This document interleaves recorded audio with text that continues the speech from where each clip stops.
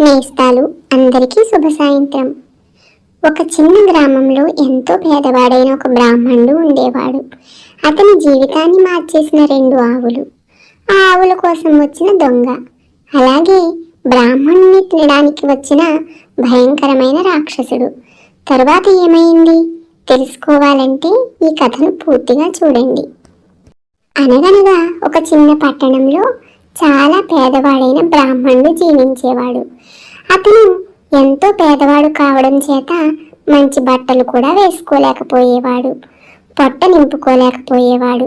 అతని జుట్టు చిక్కులు పడిపోయి ఉండేది, గడ్డం పెరిగిపోయి ఉండేది, గోర్లు కూడా కత్తిరించబడకుండా ఉండేవి.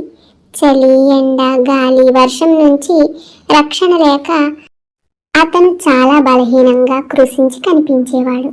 అతని పరిస్థితిని చూసి ఒక ధనవంతుడు జాలిపడి అతనికి 2 దూడలను దానం చేస్తాడు. బ్రాహ్మణుడు వాటికి ఎంతో ప్రేమగా ఆహారాన్ని పెట్టి బాగా పోషించేవాడు. కొంతకాలానికి ఆ దూడలు 2 బలమైన ఆరోగ్యవంతమైన ఆవులుగా పెరుగుతాయి. ఒకరోజు ఒక దొంగ ఆ ఆవులను చూసి తనలో తాను ఇలా అనుకుంటాడు, ఎలాగైనా వీటిని దొంగిలించి అమ్మాలి, మంచి డబ్బు వస్తుంది అనుకుని ఆ రాత్రి అతను బ్రాహ్మణుడి ఇంటి వైపు బయలుదేరతాడు. దారిలో అతనికి ఒక భయంకరమైన ఆకారం కనిపిస్తుంది. అతని జుట్టు చెదిరిపోయి ఉంటుంది, పొడవైన పదునైన పళ్ళు ఉంటాయి, వంకర ముక్కు, రక్తంలా ఎర్రని కళ్ళతో చాలా భయంకరంగా కనిపిస్తాడు.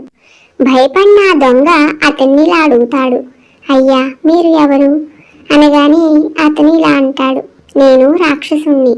మరి నువ్వెవరు, ఈ అర్ధరాత్రి ఎక్కడికి వెళ్తున్నావు అంటాడు. దొంగ ఇలా జవాబు చెబుతాడు, నేను దొంగను, ఆ బ్రాహ్మణుడి ఆవులను దొంగిలించడానికి వెళ్తున్నాను.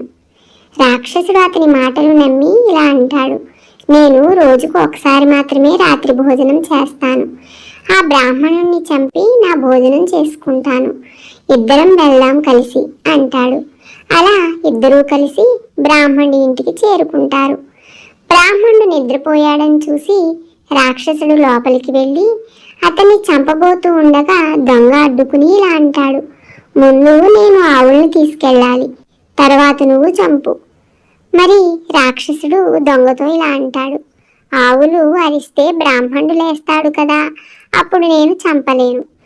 అప్పుడు దొంగ ఇలా అంటాడు, నువ్వు చంపడంలో ఏదైనా ఇబ్బంది పడితే నేను కూడా ఆవులను తీసుకెళ్ళలేను, కాబట్టి ముందు నా పని పూర్తయ్యాక నువ్వు చెయ్యి. ఇలా ఇద్దరు ముందుగా ఎవరు పని ఎవరు చేయాలనే విషయంపై గొడవ పడడం మొదలు పెడతారు. వారి గొడవ శబ్దానికి బ్రాహ్మణుడు మేల్కొని, ఎవర్రా మీరు, ఏమిటి గొడవ అని అడుగుతాడు.